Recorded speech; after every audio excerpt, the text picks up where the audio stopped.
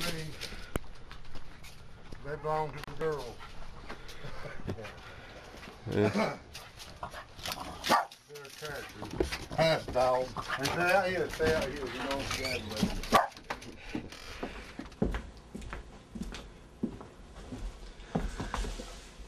Oh. Hello, I'm Steve Marlowe. I like to think that I kind of base my life on common sense and simple things.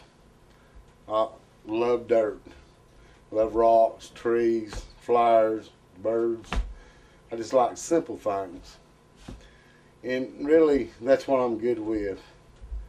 I'm not good with business and the world. But why I'm talking to you today is, apparently I have a little green thumb because of years of practice at growing marijuana. And just recently, the law came in on me, which I had no problem with the law coming in. I've been growing marijuana for Gene Marlowe and another patient that I'm not going to name at this time for years, or at least Gene for years. And they came in on me 10 years ago. And at that time, the judge took and found a finding of fact of the court that Jean had at least 2 doctors following her condition, and that she had no other choice when it comes to a medicine for her condition but to use marijuana, and ordered the sheriff's department to grow our grow lights back that they took from our home. And at that time, the judge said, don't grow it where the law can see it. He said he could not change the law, but he could do this for us. And by doing this, he ruled that by effective law, Gene had no choice. So I grew it for her, and just recently, I was sitting, carving my little faces on my sticks, and I looked out the door, and there's a couple cars stopped out front, and so I walked out to see what they was needing, and it was the sheriff's department. They came inside and took and secured the place, and then went running down the road. Apparently they was raiding me and 3 of my neighbors at the same time. Now, that didn't overly surprise me, because one of my neighbors had been, off and on. He smoked pot for years. The other neighbor, he smoked a few joints, but he really, to my knowledge, has never smoked pot. And the old man that rented from him, I think was 78 years old, if he ever food a pot, I don't know it. I don't really know the man. The only thing they found was maybe a joint or 2 at the 3 neighbors' house.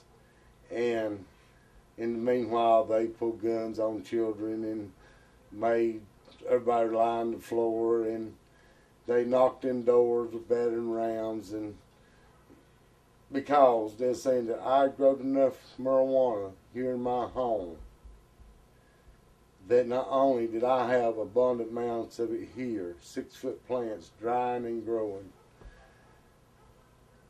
that I had it at their house. By the bar at Max's house was supposed to be 11 pounds, and somewhere in the house supposed to be 40 or 50,000, a large amount of money, $40,000-$50,000. In his work building that's probably 40 by 40 upstairs and downstairs, supposed to be a good amount of marijuana. And I'm not sure what was supposed to be at his renter's house, but they went in looking for marijuana that I grew. It all turned out to be a lie. Here in my home, they did find 16 2.5-foot marijuana plants, 41 2 to 3 inch marijuana plants. But after they found them, they moved my couch, the couch I'm sitting on. They moved my refrigerator. They were looking for a large amount of marijuana that I did not have and I have never had. You know, I think now that they realize it. Even 2 of the deputies suggest that the typist got carried away. The person that typed it up and exaggerated a little bit. I don't know who or why anybody would lie on all of us at one time, but that's what they did. And I think it's obvious that they did. They thought there's a large amount of money down at Max's. And I think they said something like $40,000, $50,000 is what they kept saying they knew was there. And probably all over the country, they do this here because of the money that's involved in it. Well, I want to say one thing. I got a car out there for the last year, needs an O-ring put on the little pipe that goes into the power steering. Probably won't cost $40, $50, I'm told. And I hadn't been able to get ahead enough to have that done and have the car tuned up since I had it. The sheriff told me himself that when they told him they was getting a warrant to come in, that he told them they wouldn't need no warrant. Steve Marlowe would take, and if you go tell them that somebody said I was growing pot and wanted to see it, I showed it to them, and I would have. You know, in talking to the officers, two of them indicated, as I said earlier, that the typist might have exaggerated or stressed the truth a little bit.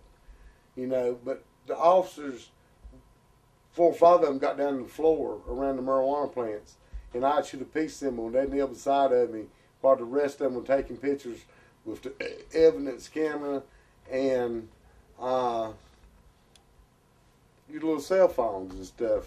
I mean, just they take time about and everything. And since this has happened, I've had several of the officers apologize to me about coming in my home and tell me they think I'm, you know, a decent person.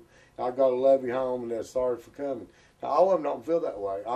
Especially the ones that were in charge, they feel that they came here, that somewhere I still have large amounts of marijuana is what they told me the other day.